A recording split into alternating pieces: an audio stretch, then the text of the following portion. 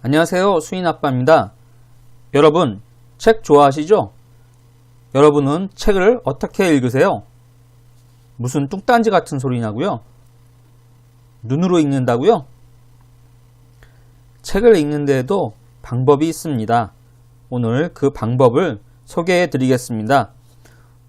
오늘 내용은 세이노님의 글 중에서 가져왔습니다. 이분 대단한 분이신데요. 앞으로도 이분이 하신 말씀들 중에서 정말 소중하고 귀한 말씀들은 선별해서 전해드리려고 합니다. 그럼 오늘의 주제인 책은 어떻게 읽을 것인가 살펴보겠습니다.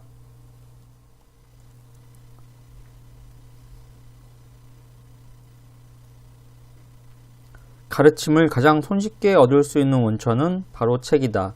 책 속에 길이 있다는 말은 그래서 진리이다.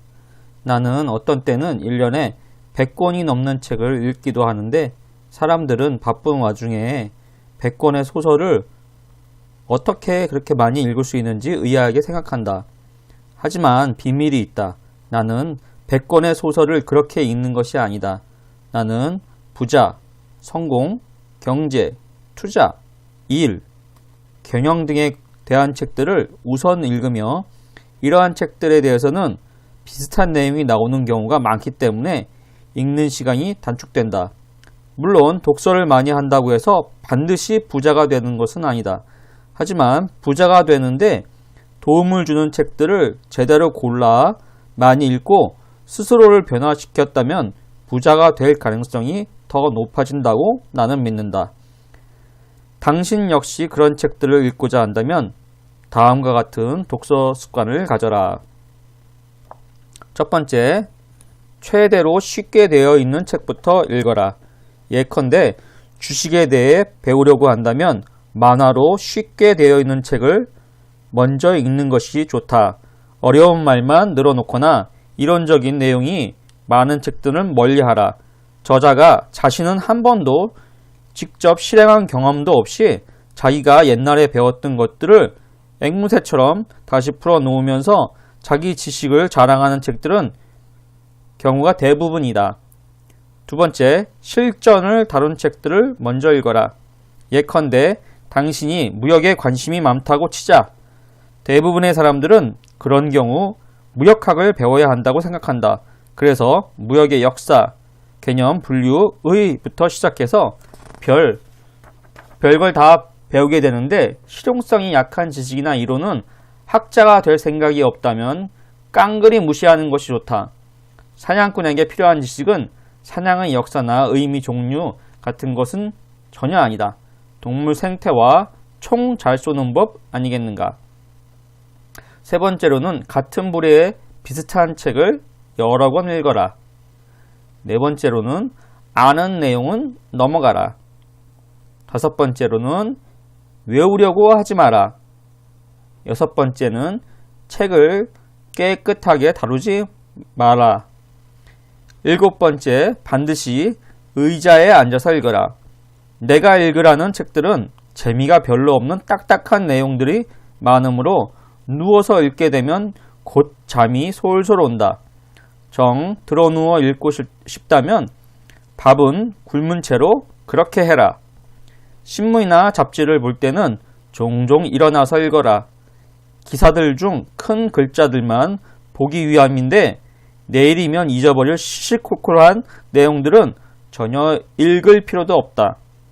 책상에 앉아 책을 읽을 때 가장 방해가 되는 것은 TV, 심심해하며 같이 놀자고 조르는 애인, 배우자, 친구들이다.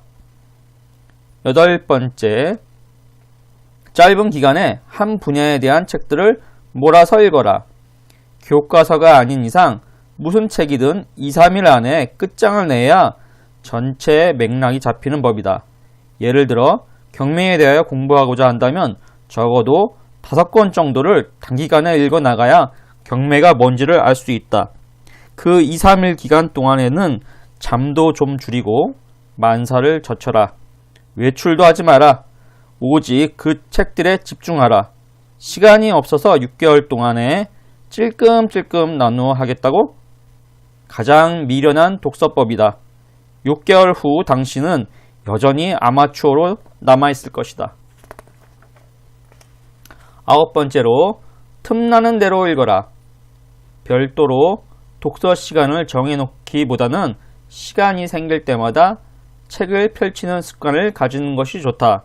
그러므로 버스나 지하철 속에서 멍하니 앉아 있거나 휴대폰을 두드리며 게임을 몰두하지 말고 항상 책을 갖고 다녀라. 책이 없으면 차라리 잠이나 자라.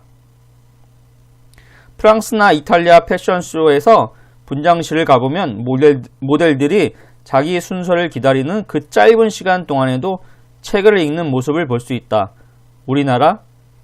글쎄다. 화장실에도 책 몇 권은 갖다 놓고 하다못해 뒤적거리기라도 해라. 하루 5분을 뒤적이면 1년이면 30시간이나 된다.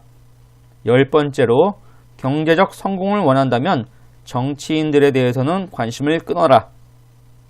11번째, 일 잘하는 법에 대한 책들을 최우선적으로 찾아내 반드시 읽어라. 수많은 사람들이 전화 받는 방법도 제대로 모른다. 이미 알고 있다고? 조직 내에서 전화 응대법에 대한 내용을 읽게 되면 생각이 바뀔 것이다. 나는 수많은 이메일들을 받는데 제대로 예의를 갖춰 쓴 것들은 얼마 되지 않는다. 편지 하나 제대로 쓰지 못하는 사람이 문서 하나 제대로 꾸밀 수 있겠는가? 당신이 제대로 일하고 있는지를 검증해 줄 만한 책들을 계속 찾아 읽고 당신이 이미 알고 있다고 착각하고 있는 기초적인 것들부터 다시 배워라. 당신의 나이나 지위와 상관없이 당장 신입사원이나 입사 1년 이내에 인류사원이 되자 같은 책을 읽어라. 내가 책을 읽어온 이유는 내가 제대로 하고 있는지를 물어볼 만한 사부가 주변에 없기 때문이다. 12번째, 고전을 너무 믿지는 마라. 13번째, 청소년이 아니라면 역사 속 인물들의 위인전은 나중에 봐라. 14번째, 화끈한 책은 멀리해라. 15번째, 서평을 읽을 때 주의하라. 16번째, 출판사의 농간에 속지 말아라. 17번째, 자주 책방에 들려라. 읽고 싶은 책이 나타나면 읽을 시간이 당장 없어도 우선은 구입하라. 한국에서는 책이 몇만 권만 팔려나가도 베스트셀러 축에 들어간다. 그러나 지독히도 책을 안 읽는 풍토 때문에 수많은 좋은 책들이 초판 3,000부도 안 팔린 상태에서 사라져간다. 당신이 그렇게 사라지게 될 책 3,000권 중 한 권을 입수하여 읽었다고 치자. 그 사실이 무엇을 의미하는지 아는가? 대한민국 4,700만 인구 중 3,000명 가운데 한 명이 되었다는 것이며 나머지 4,690만 7천명과는 차별화되었다는 말이다. 차별화는 경제게임에서 최고의 선취점을 얻는 물기임을 명심하라. 18번째, 때로는 돈 버는데 도움이 전혀 안 되는 책들도 읽어라. 시집도 읽고 소설도 읽어라. 그래야 삶을 통찰하는 눈이 깊어진다. 인생은 돈만으로 살아갈 수 있는 것이 아니지 않은가.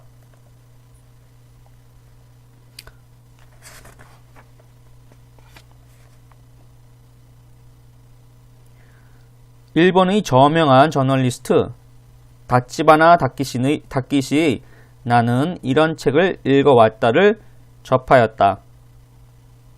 경제 분야하고는 거리가 아주 먼 그가 소개하는 독서법이 있다. 1. 책을 사는데 돈을 아끼지 마라. 2. 같은 테마의 책을 여러 권 찾아 읽어라. 3. 책 선택의 실패를 두려워하지 말라. 4. 수준에 맞지 않으면 무리해서 읽지 마라. 5. 중도에 그만둔 책이라도 일단 끝까지 훑어봐라. 6. 속독법을 몸에 익혀라. 7. 읽는 도중에 메모하지 말라. 8. 책 안내서에 현혹되지 말라. 9. 주석을 빠뜨리지 말고 읽어라. 10. 읽으면서 끊임없이 의심하라.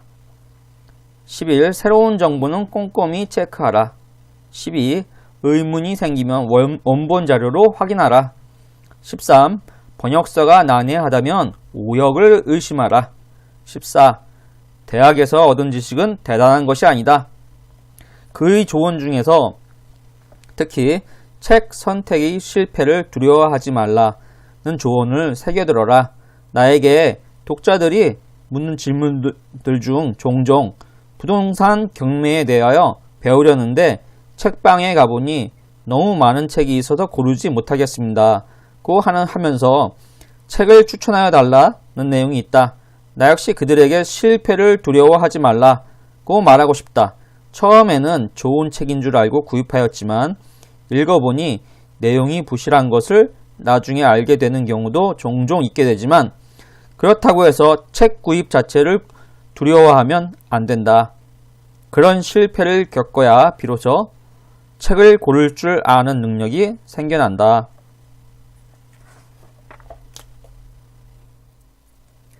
오늘 영상 도움이 되셨나요?